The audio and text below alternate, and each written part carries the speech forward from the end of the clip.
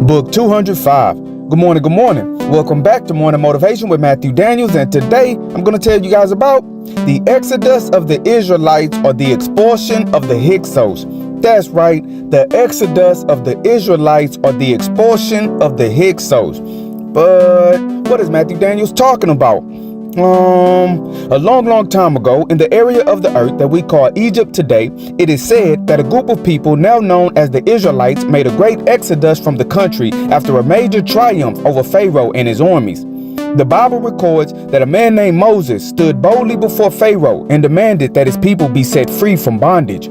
Pharaoh refused to release them, and so Moses wielded his staff and brought down 10 plagues on the land of Egypt. And after the 10th plague, which was the death of all the firstborn males in Egypt, the Israelites were allowed to go free. This version of events, however, is not entirely true. One of my ancestors, no less, actually lived in Egypt when these occurrences took place, and they have passed down the true history directly to me from mouth to ear. The Egyptians were a highly spiritual people, and they did all that they could to please the gods. They were also very hospitable to foreigners, and they did not stop people from crossing over into their borders.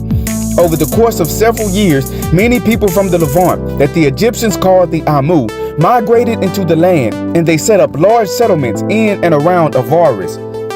When these Amu increased in number, they set leaders over themselves.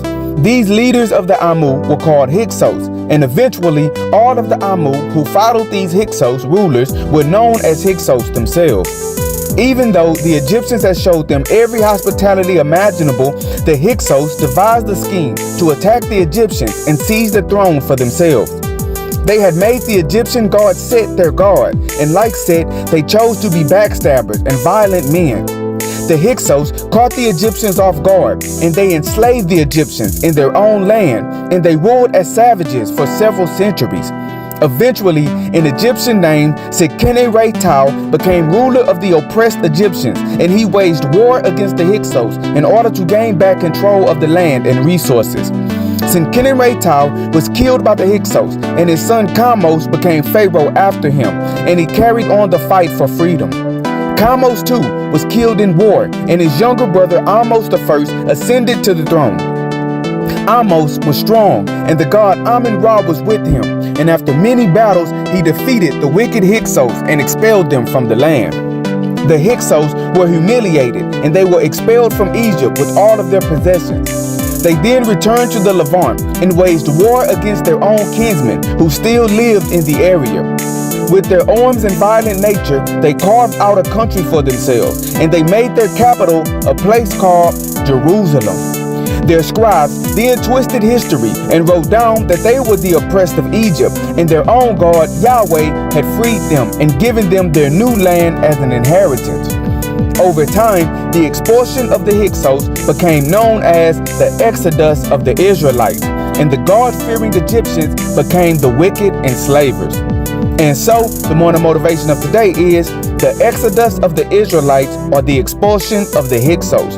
In life, the story will almost always be told to magnify the one telling the story.